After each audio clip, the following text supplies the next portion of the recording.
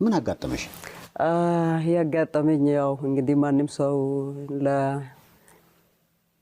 ለአድጎ አቅመ ሔዋን ሲደርስ ያው ትዳር ይመሰርታል።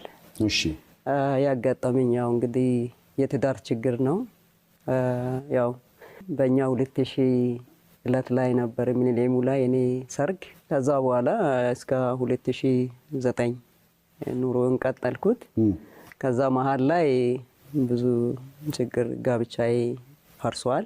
እሺ። 2010 ላይ ከዚህ የተነሳ ብዙ ወጣ ወረዶች ውስጥ ገባው። ከስሼ አይደለም ተከሰስኩና ፍርድ ቤት ቆምኩት።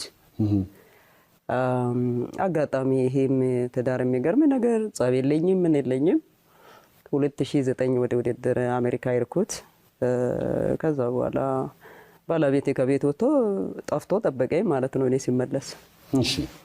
ከዛ እኔ እሱን ፍለጋ ላይ ቀጠልኩት። ቅድመ ሰው ማፈለግ አለብኝ መቼም አንድ ነገር ሲጠፋ ሰው። አዎ እሺ። ማፈለግ ጀመርኩ። አንድ ብጣሽ ደብዳቤ ተጽፎልኝ ተቀምጦ ነበረ ጸበል ሄጃለሁ የሚል። የተጋባ ነው በፕሮቴስታንት እምነት ነው በሙሉ ወንጌል። እንዴት ጸበል ሊሄድ ቻለ የሚል ጥያቄ ነበረኝ። እሺ። ከዛ ወደ የሱ እናት ሄድኩት። ሲጠየቅኩት አላወኩም አሉኝ። እኔ ቤት ያለው ነው መሰለኝ አሉኝ። እንዴ አልኩት አላወቅሽም? አላወኩም አሉኝ። ከዛ በኋላ አሁንም እያለቀስኩ ወደ ቤት የተመለስኩት። ያው የተለያየ ሰው ትልልቅ ሰዎችን ታማክራለህ። ምንድነው ማድረግ ያለብኝ? ግዴታ ለፖሊስ ማሳወቅ አለብኝ። ነገ ሊያስጠይቀኝ ይችላል ህይወቱ አንድ ነገር ቢሆን። ከዛ ለፖሊስ እናመልክቶ ብዬ ለሷ እንደገና ተመልሼ ያማከርኳት ለራሷ ለእናቷ። ካላወቅሽ እንግዲህ ብዙ ቀን ሆነ ሲጠብቅ አልመጣም።